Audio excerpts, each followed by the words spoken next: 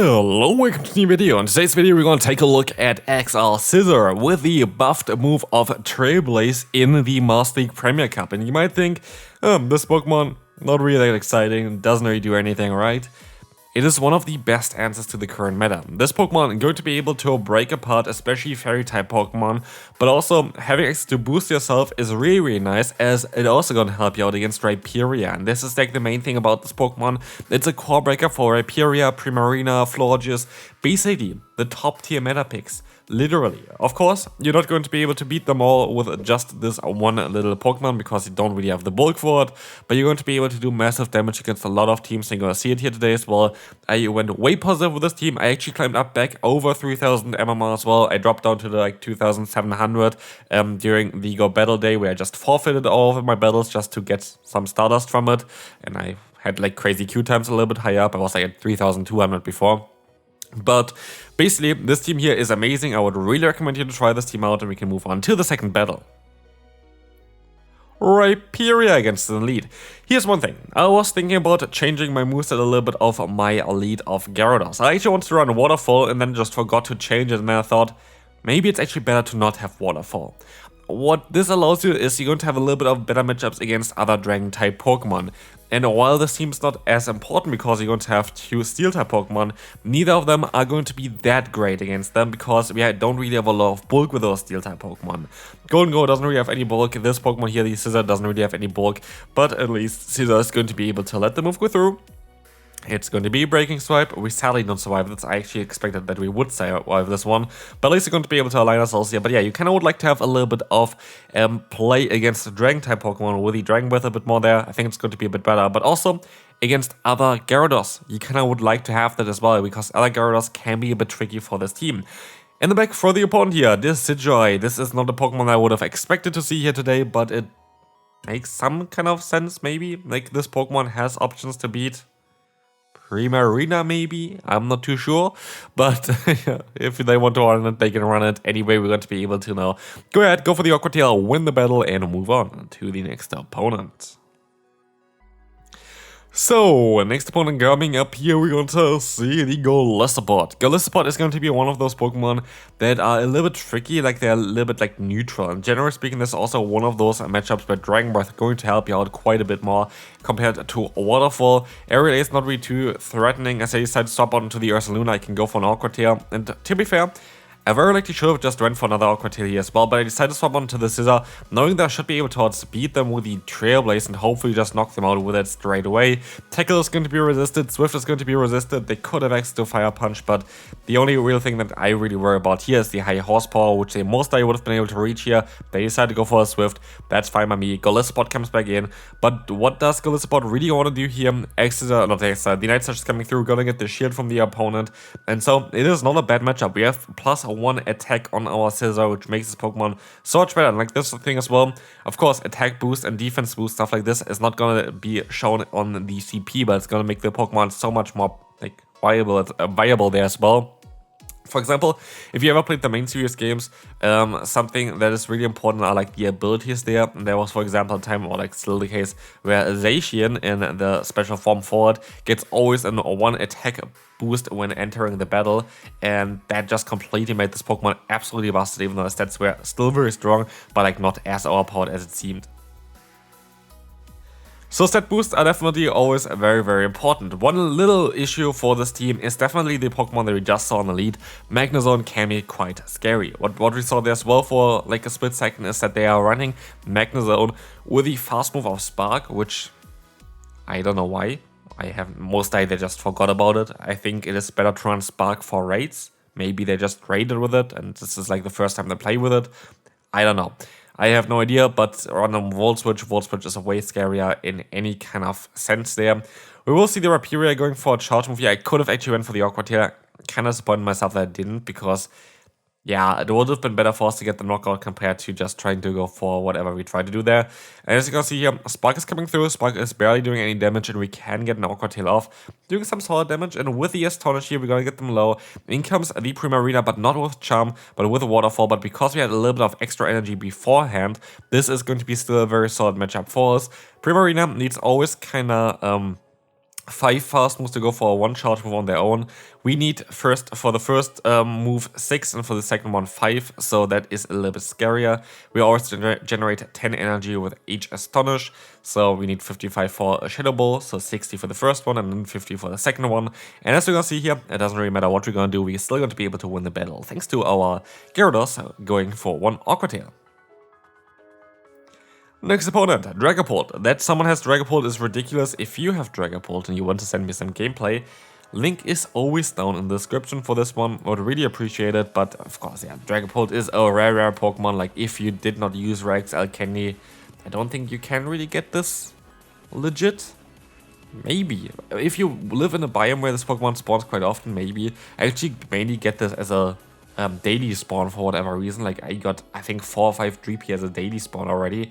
But yeah, it's definitely a rare Pokemon, definitely a Pokemon that you don't see all the time, and definitely a Pokemon that most people don't have access to. Like, even Como I have not built yet for the Master League Premier Cup, which I might gonna do in the future, but I'm gonna wait out for the community day for this. We didn't have the community day for this Pokemon yet, right? I think it's going to be the next one. We had Goodra this time around.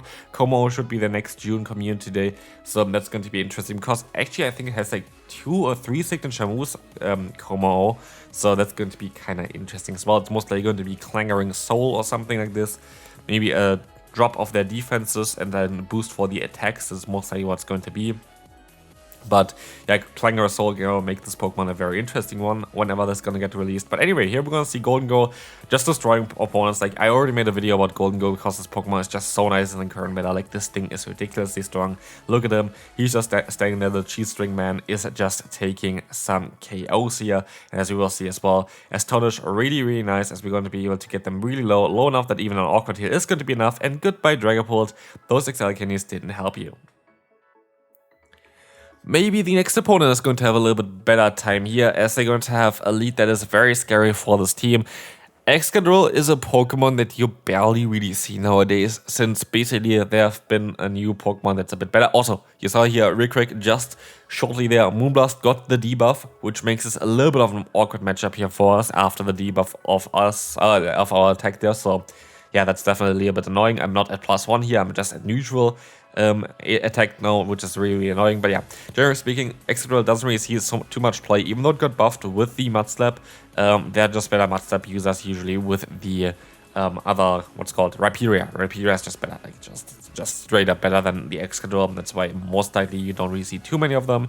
They also hop out into the Premier Arena, and you might think that's going to be a great matchup for you. You're going to have a Charmer against yeah, Steel-type Pokemon. This is looking great. It is not. It is definitely not. It is going to be a very tricky matchup to still win. While they're going to need more energy to go for the charge moves, I think they need 7 charms per Hydrocan. I think they need 7 for that. But yeah, we're going to be able to go for another move here as well. We're still going to be in a spot where it's a bit tricky to still win this one. Let's see if we still have a chance here though. The opponent goes for a charge move here, going to knock us out straight away. Our only play is to try to farm them down with my Gyarados and have to get to that Aqua Tail here as well. The opponent might have 2 Rock Slides. 2 Rock Slides would be basically a KO immediately against us. First one coming through, but there's not a second one coming through. We can go for the Aqua Tail, which makes it still a possible win for us. As we will see, we're going to go for Dragon Breath down against the Premier Arena, and it is going to be enough to knock them out. Next opponent, we're going to have the Gholdengo in the lead. That's going to be a very neutral matchup, but yeah, it depends on really what you want to do.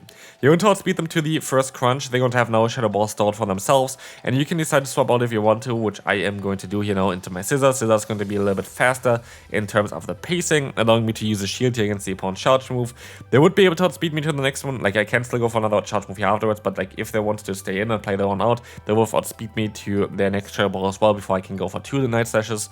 But as we'll see here, we're gonna get the attack boost from Trailblaze. At least it's guaranteed.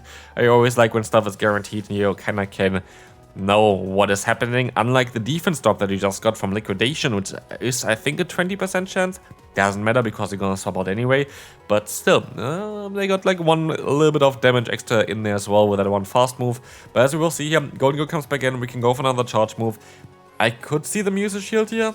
They decided to use a shield here actually, which is quite mad. And I very likely just gonna sacrifice my own Scizor.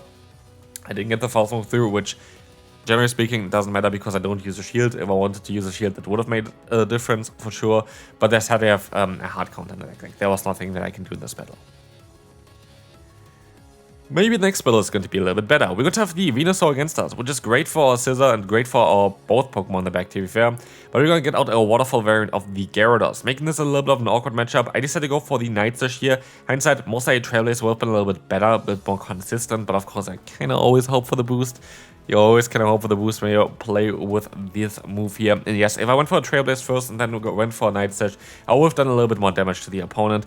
But at the end of the day, I look at the bright side here. I am going to be able to get a ton of energy against this opponent with my Gyarados. Now they swap out into the Venusaur. I can go into my Gholdengo. And maybe I should have went for a Crunch here first before I swapped out, because this would have allowed us then to put them into farmland range. Crunch is cheaper than a Shadow Ball. I get to the move a little bit easier. And as we will see here, just barely not going to be enough to really farm them down here. I can still overfarm by quite a bit, and they can still go for another charge move here, which I have to let go through. And we are not in a great spot here. That's definitely not how you want to play this one. I feel like there's a lot of things that I could have played a bit better. But yeah, Gyarados comes back in. They have a charge move stored on this Pokemon. I can go for a Shadow Ball. They decide to use a shield, and I should mostly use a shield here as well, keeping that one Shadow Ball for whatever is in the back. I swap out here. It's going to be the Dragonite. And as I see here the Dragonite coming in, I can go for the Crunch, hoping for the debuff. I don't get it, and yeah, that is making this basically impossible, I think, to win this. There were a lot of unlucky things, to be fair, here, but that is the game that we play as well. Like, it's part of the game.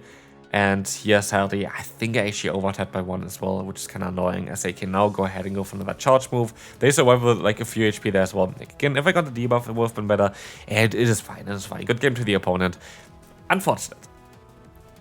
Of course, I always want to win every battle. You're never going to be able to win every battle, but I feel like this was really, really winnable. A little bit unfortunate luck there against us, but it is what it is. I mean, at the end of the day, it was most likely more likely for the opponent to win than for me. But it is what it is. Next opponent, we're going to see the Rhyperior coming in. They decided to go for the Breaking Swipe here, which is fine, and we can let the move go through. And with this, we can go for the Trailblaze, and Trailblaze is going to do a ton of damage if it's going to connect, which it doesn't. They decided to use a shield, but yeah, I am not going to be able to go for another move. I have the Awkward Tail stored though, and with this, we might be able to get a shield advantage permanently for the opponent here, as the opponent decides to swap out now into the Goodra. I do the same play as before, and to catch the move before, but this time around, the opponent is going to swap out into the Metagross, which is a hard, answer to not our Gholdengo, but to Fairy type Pokemon, I guess. But the Gholdengo is going to have a great time here. Literally, the best play that we can do now is just use 2 shields, farm them down. Like, there's no reason to risk anything. We're just going to be able to go for the full farm down here. And I don't really care too much about anything here. Goodra doesn't have a single move that can really knock me out from this range. I don't think there's a single move that they could have that really does enough damage here. I feel like we resist everything with the typing that we have. And with this, we're going to be able to win the battle quite easily. It's kind of already going to be now the end of this video. If you are still watching for this final battle here, I would really appreciate if you would leave a like and also subscribe. Thanks so much, by the way, for the recent support on the channel again as well. I really appreciate you taking your time of your day to watch my video. It is really, really nice for me as well to see like all of the comments below. So yeah, thanks for all of this. Like, I really appreciate that I can do this stuff here the way I can do it. And yeah, thanks so much. Just really thanks so much. Anyway, we're going to take a look here now at the Rhyperior against us. If they want to go for a Breaking Swipe, I still should be able to survive it. And I might be even able to go for the Night Slash. But not, of course, if the opponent decides to waste even more energy on this Scizor. Scizor honestly was a very strong Pokemon. Like, Scizor was a great core, just generally like core breaker there for this meta. Like, there are a lot of Pokemon that are really weak to it. And so here they decided to use a shield. I was silly for using a shield here. I was thinking they would go for a superpower. I was like, oh, the next one going to do less damage. Why would they? Like, Frenzy Plant is doing more damage and it's like not gonna debuff them. Like, I don't really know what was happening here.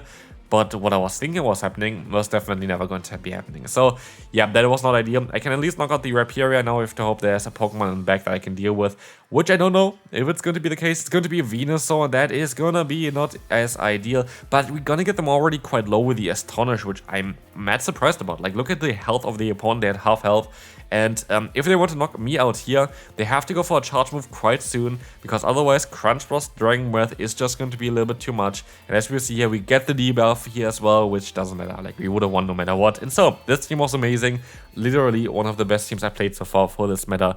And hopefully you enjoyed this one. If you did, feel free to leave a like, and I will see you then. Bye bye.